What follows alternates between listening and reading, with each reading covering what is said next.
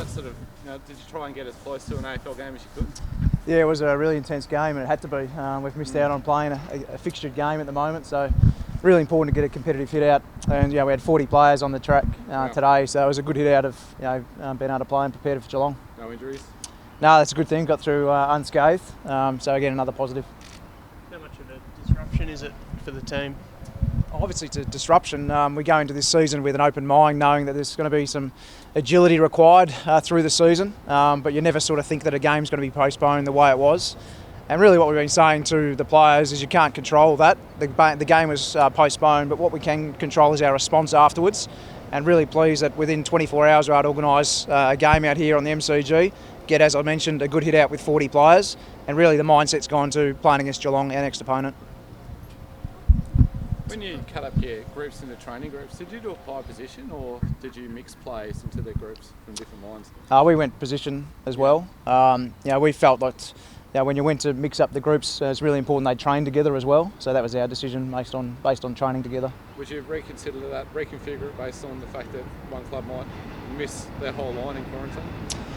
It's just always the balance that you're taking when you're setting up your protocols. In the end, the number one priority is not to have COVID-19 come into your facility, and that's why it's really important that our players are following the protocols and our staff, and if they're doing all that really well, that's what we should be preventing. And then afterwards, obviously making sure, even in the small groups, that they're making sure they're staying away from each other and not in the big groups. What would your feedback be to a player if he attended an open house inspection?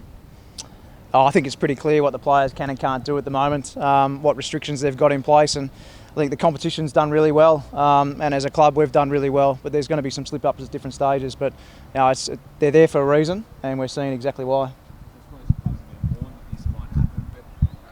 What was the reaction and the feeling amongst the players? Is it a bit of a shock that this has actually happened in the AFL community? Yeah, it's probably a shock and frustration when you get to the Saturday afternoon. You're so well prepared for the next game. The guys have had a good training week.